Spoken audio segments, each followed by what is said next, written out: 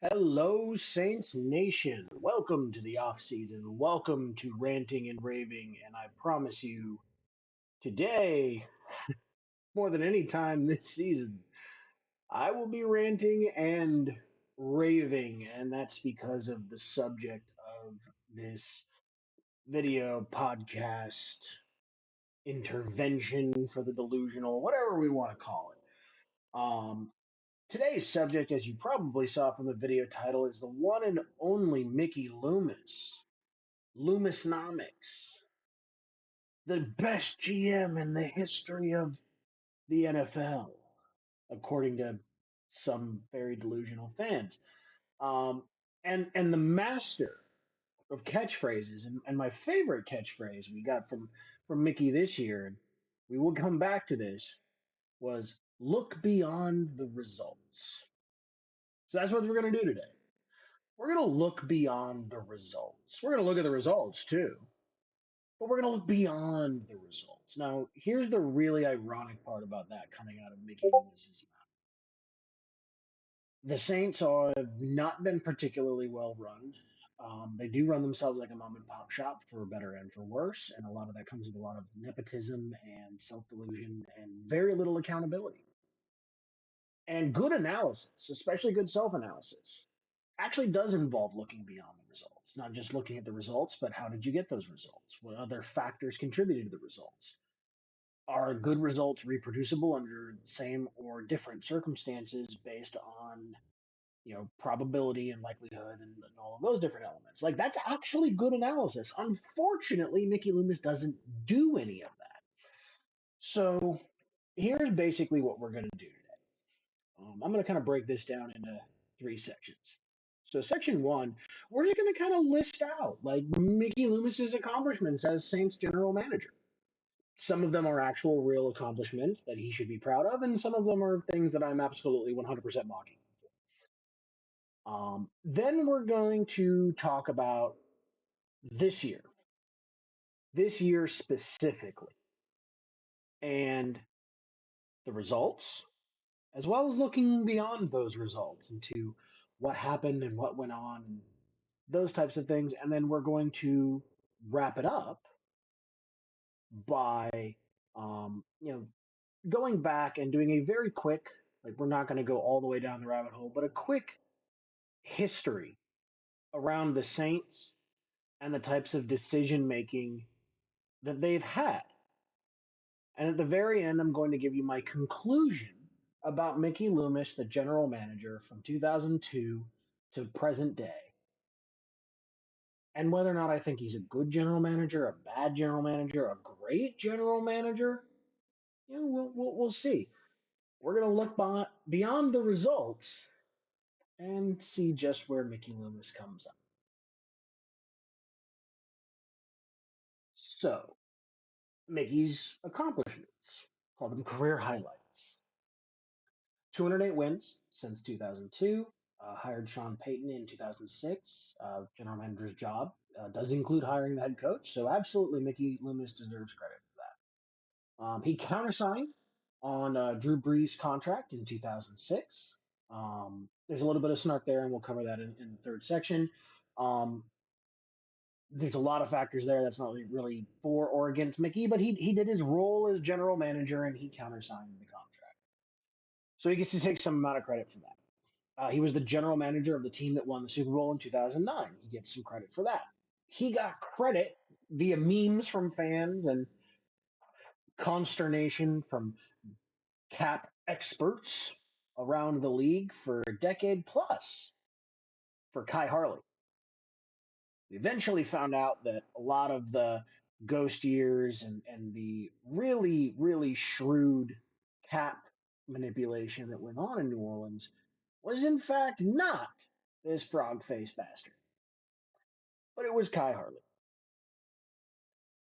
And I could say something here about certain groups of people taking credit for other groups of people. We're not gonna get into that today. That's a different rant and a different video entirely. He was also he was also part of the NFL's punishment for the Saints for existing in a time where the NFL was being sued, and a Judas defensive coordinator and some disgruntled staff members decide to help the NFL find a scapegoat. So Mickey was a part of Bountygate. I don't think Mickey Bountygate. We know it was a sham. It was BS. But it's a career highlight. He participated. He was involved. He got a mild suspension. Um, and then hey, you know, many years later, well, not that many years later. I think it was like 3 years later. Gave Junior Galette. I think it was in 2014, 2013 or 2014. I'm pretty sure it's 2014. So Junior Galette earned his first contract through his production 100%. But there were behind the scenes issues that the entire organization was aware of the entire time. And they gave him one contract. And then a year into that contract, they gave him more money, like a lot more money, and longer, more years, for no reason at all. And then they basically named him a captain, and then the cuckoo motherfucker just detonated your entire locker room. That's what happened. Brilliant. Not a trend there at all. Again, we're going to talk about that in a little bit. Then he hired Dennis Allen in a sham interview. I mean, look, he's not the first general manager to just force in his friend as head coach while interviewing basically the only other candidates via Zoom. Although one of the other candidates that he interviewed has been reported from multiple sources by this point, is now, right now, one of the hottest coaching candidates around the league and would be crazy to come here to work if he has to deal with Mickey. That guy apparently blew him away, but he just had to hire his buddy because his buddy was going to be a future Hall of Fame coach. He told us that last year. Remember that? Yeah. That worked out so great. Also, by the way, he has about a 22% true hit rate on draft picks since 2006. And when I say a true hit rate, here's what I mean. So when you hit on a draft pick, now some of those picks end up on other teams and they blossom there. Ninkovich is one of those guys, probably the most famous one. Although recently, Zach Bond would be another one of those guys. You drafted a good player, you didn't develop that player properly, or you didn't put that player in position to succeed. Regardless, you still drafted a good player. So the draft pick, the scouting, all that wasn't wrong. Your coaching was, or the opportunities, or mix your things, however they need to be to fit the circumstances of that specific player. But that's what happened. So players where you don't have to explain whether or not they're good. It's a good player. That's a hit. That's a home run. First round, seventh round. Marcus Colston, it's a home run. That's a hit. You nailed that draft pick. Doesn't matter what round they're in. You drafted a very good player who was a high level contributor in the NFL for an extended period of time. About 22% of the time. And again, as we will cover later, but I'll say it right now, that's actually a heavily weighted number. Because if you look at, you have five pure thoroughbred hits, and you could argue six, but five for sure in the 2006 draft, and you have six for sure hits in the 2017 draft. So that's like it's almost half of your for sure hits are those two draft classes in 19 years, 2006 to the present. 18 years, 19 years, whatever it is. It's a lot of drafts to have no hits. And again, in this case, a hit is not they contribute at the NFL level. A hit is this is a quality player. It doesn't have to be a superstar, but this is a quality NFL player who contributes in the league meaningfully for an extended period of time. Let's call that 3 years just to pick a number out of the air, but it's roughly around the average career size. So pick it somewhere in that ballpark. If that sounds funny, we'll dip into this a little bit later, but that's kind of where we're at. So those are the highlights. Now let's talk about this year specifically. So let's keep in mind, at the end of last year, the Saints locker room was done with Dennis Allen. Parts of it was done with Derek Carr. All of it was done with Dennis Allen. They were so done with Dennis Allen that he told them to kneel it out when they beat the brakes off of their only true rival. Sorry, Tampa Bay, no one cares about you in the division. And they decided to just go, we want to get Jamal a touchdown. We like Jamal. So they did. And Dennis Allen further lost that locker room because not only did they do it in the first place, but when his players did that, he didn't go, I'll speak about that internally. You know, they weren't supposed to do that, but I stick by my guys. They wanted to help out their teammate, yada, yada, yada. Like, it's not hard. It's not hard to give a politically correct response that's not going to basically throw the entire locker room under the bus and be like, ugh, bunch of peons. But that's what he did. And he apologized to the rival coach, who made him look like a bitch on the sideline, by the way. Only guy in that picture who looked good, by the way, was Darren Rizzi. Darren Rizzi was ready to like let Arthur Smith have it. Dennis Allen was ready for Arthur Smith to give it to him. Interpret that as you will. So that backstory is important because A, there was plenty of reason to fire the coach right there. Right there. Plenty of reason to fire the coach the year before, but especially right there. The coach is done. Mickey Loomis calls a meeting, and this has again been reported by multiple people. Y'all can look it up. I ain't making up nothing. Mickey Loomis calls a meeting for all the players and basically says, step in line or get out. Dennis Allen's our coach. He's going to be a great coach. You're either here or you're gone. Draws a line in the sand.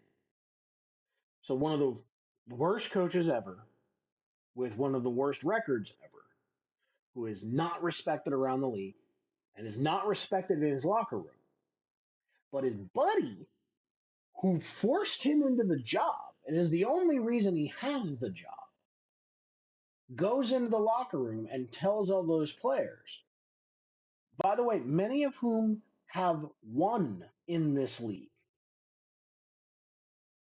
won championships, gone to the playoffs, gone to title games, like lots of winning in that locker room.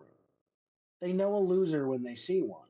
And you go tell them, oh no, this is our guy, and you can either fall in line or fuck off. That's what he tells them. That's the way the year begins. And you go into the offseason. They do finally actually get an offensive coordinator willing to work with Dennis Allen. And I've seen multiple reports around this, but let's take our fan hat off for a second and put our, ooh, I have a brain hat on for just a minute. There is no reason why Pete Carmichael would have had to be basically forced into being his offensive coordinator for 2 years if anyone on the league was willing around the league was willing to work with Dennis Allen. And don't just take my word for that, and don't just take that because I can't stand Dennis Allen and I have a bone to pick with him, which of course I can't stand him and I do have a bone to pick with him. But here's how we know that. There have been multiple, but a couple in particular. I think Rich Eisen's wife's friend was on their podcast. She's a former executive with the Raiders, around the league a long time. But multiple people who have been around the league before he was hired and after he was hired as the Saints head coach have publicly on the record said he is one of the worst leaders, one of the most rude, incompetent, never his fault, zero accountability, I'm paraphrasing, asshats they've ever had to deal with while they've worked in the league. These are people who cover the league for a living, are on the record publicly saying these things. What do you think his reputation is around the league off the record? Now, with that context, is it difficult to believe that most people around the league wouldn't want to go to a not awful, but not very good roster with a terrible head coach who will blame you for all of his failings, who will force you to run offenses and do things that are dumb, that don't work, just like his defense? Like, that's the situation for Dennis Allen. And Mickey Loomis is the one that forced us into that situation. Again, right now we're just talking about this year. So you win the first two games and you bulldoze the team that had the number one overall pick last year and what turned out to be a highly fraudulent Cowboys team. And look, credit is due. Taysom Hill and Alvin Kamara were freaking amazing in those first 2 weeks. We ran for like 200 plus yards both games, dump trucked them. Defense played pretty solid. Derek Carr had like at least one play action bomb per game, like bulldozed them. Then you have Philly collapse. Then you have Kansas City whooping. Then, oh, by the way, as part of this, and again, this is Dennis Allen. He's fired for a reason, but Mickey Loomis supported all this. We have a sham situation with our backup quarterback this entire time. The whole season, we're like, oh, yeah, Jake Hayner's the number two. Spencer Rattler's number three. We believe we have two quarterbacks to develop. That was the narrative. Anyone who watched the preseason games, I don't care what they did in camp as much. Camp is a simulated environment. When the games were there, one player, 2 out of 3 opportunities played very well and showed real flashes of, hey, this might be an NFL player. And one player was like, he ain't it, very clearly and very obvious. Just, he ain't it. But the guy who ain't it is your number two. So you're doing things to make your quarterback happy. Quarterback who has accomplished nothing for this organization. Head coach who's accomplished nothing for the organization. This does come back to Mickey. It's a Dennis Allen decision. But these are the things that Mickey Loomis thought made Dennis Allen a Hall of Fame coach. And we know he felt that way because not only did he come out in press conferences and say that, when Gail Benson finally got pissed off and had enough and fired Dennis Allen and went above Mickey Loomis to fire Dennis Allen, she said, I'm the owner and he's fired.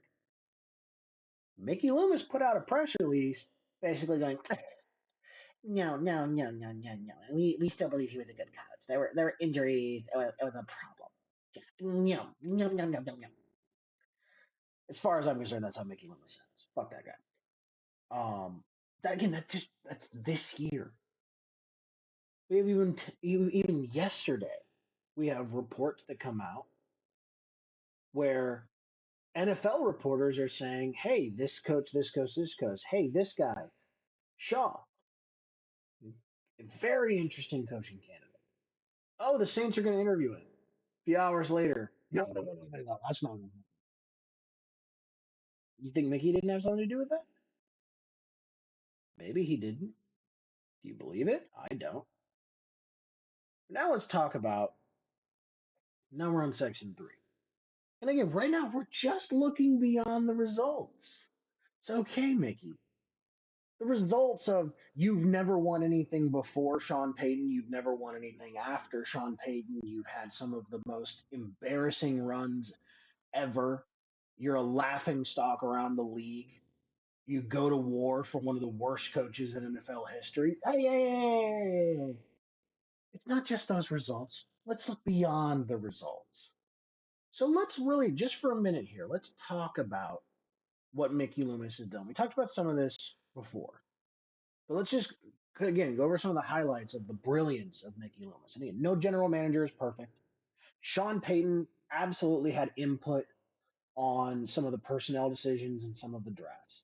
But I want to make one thing very, very clear because I've seen this on Twitter and I've seen this in articles, and I'm really sick and tired of people who either don't understand how leadership roles work or worse, do understand how they work, but their head's still stuck so far up their ass that they just refuse to acknowledge the reality that we are dealing with. Mickey Loomis's job title is general manager. He is the general manager of this football team. There are 32 of them in the world. They all have the same job. You hire the coaches, you manage the scouting departments, you manage the drafts, you are responsible for the general operation of an NFL franchise. And your primary responsibility is to put that franchise in the best possible position so that the coaches that you hired and the players that you picked and you signed can win football games, get to the playoffs, win a division title, win the NFC championship or the AFC championship game, go to the Super Bowl and win that. That's your job. Now, there are many paths to success, but regardless of the path you choose, your job remains the same, and the assessment of you and your job remains the same. Contrary to what the belief of some dumbasses I've had to deal with on Twitter, and yes, if you're arguing, no, no, no, that's Sean. Sean had all the. Mickey didn't really do that. Well, Mickey hired people. Mickey is a distributor of responsibilities. No, Mickey is smart enough to realize he can't functionally do most of the things that are his actual job. So he brings in people to do those things for him. And to his credit, Mickey has hired some very good, smart people. Maybe he'd be better as a president. Oh, wait, he did that for Pelicans. It's terrible. That's fine. We can acknowledge hiring Sean Payton, hiring Kai Harley. Those are great moves. We're not going to give him credit for Fontenot and some other guys that have gone out around the league because when they got their jobs, we saw they were terrible and they weren't particularly good here. But again, I'm going to relatively quickly go through the timeline here. But before I did that, I just wanted to again cover this is his actual job. That is what we are grading on. That is the beyond the results we are looking at. It's the process of the decisions and the context around them that actually determines whether or not he is good at his job. There are multiple routes to that. But at the end of the day, here's what we know. Mickey Loomis hired one of the best coaches the NFL has seen, who was one of the big drivers behind the golden era of quarterback play, innovation of offense, and produced some of the greatest offenses in the history of the league, including the greatest offense in the history of the league in 2011.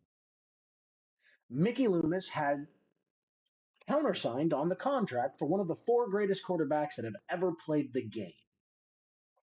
They had those two guys for 15 years. They won one Super Bowl. They went to three NFC championship games. The two most important positions in the sport are coach and quarterback.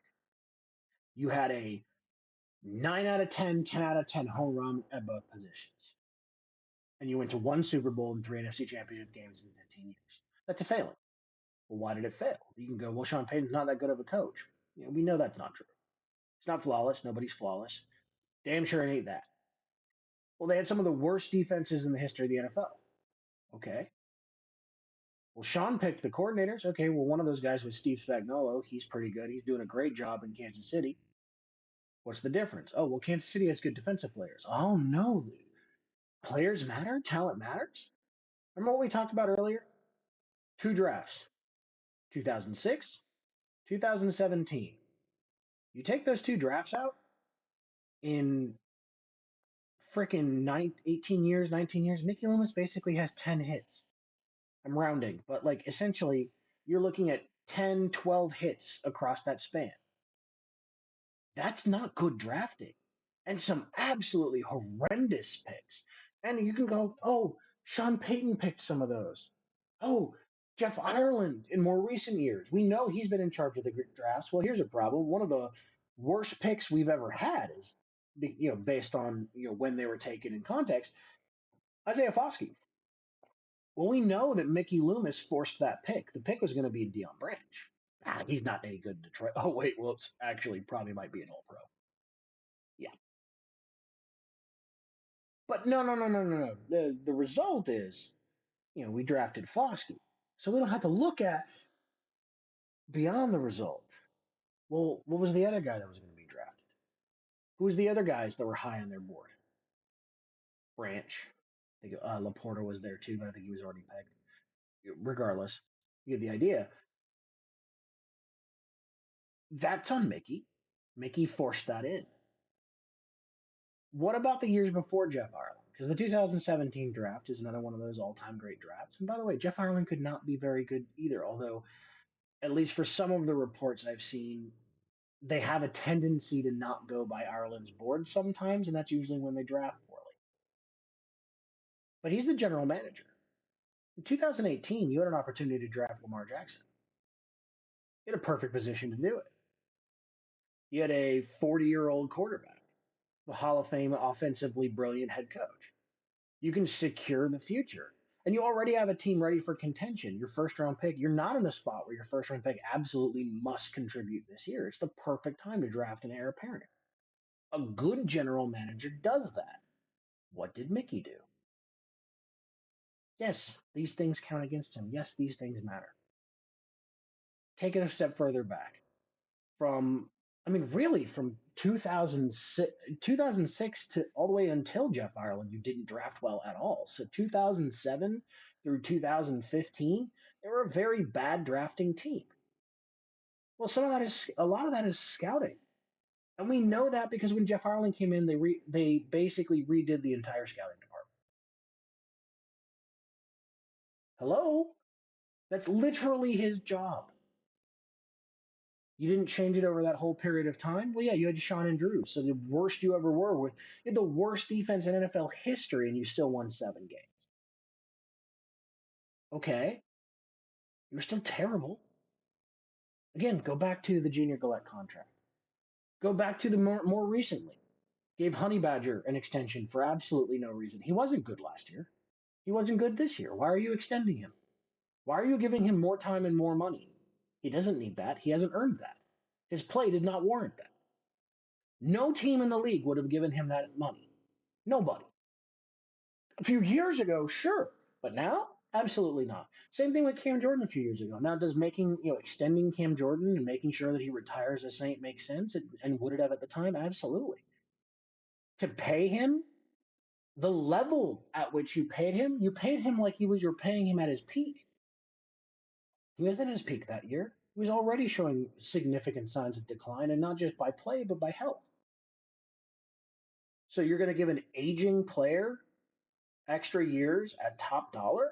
That's dumb. Bad contract. Well, what if he doesn't sign it? Then he plays somewhere else. Your job as the general manager is to field the best roster and staff possible to create the greatest opportunity for success. That is your job.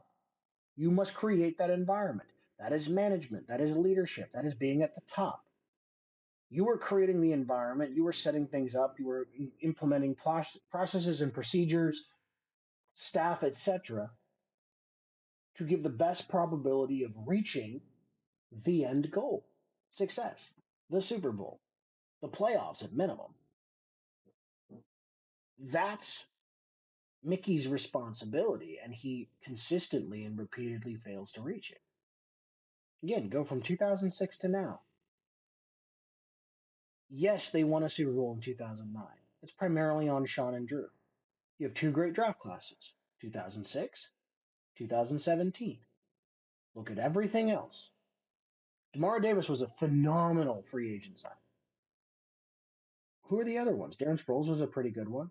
But really, look through it. All those years. Not a ton of great free agents. Not a ton of great drafts. A lot of really bad drafts. A lot of really bad drafts that made the team far worse than they could have been. What if the 2018 draft you hit on a couple of pieces? What if instead of trading up for Marcus Davenport, even we don't explore the Lamar Jackson route, what if you get another weapon for Drew Brees, your aging quarterback who you know is in very poor health, and it is a fucking medical miracle that he can even make it onto the field? What if you get him another weapon? Well, that's the year that the no call happened and they got screwed out of going to the Super Bowl. Well, if you had someone other than Dan Arnold there in that game, hypothetically, who can actually catch the ball, the no call never happens because they never get close enough for it to matter. Or 2 years later, where Jared Cook went full Judas, but we're not going to relitigate that right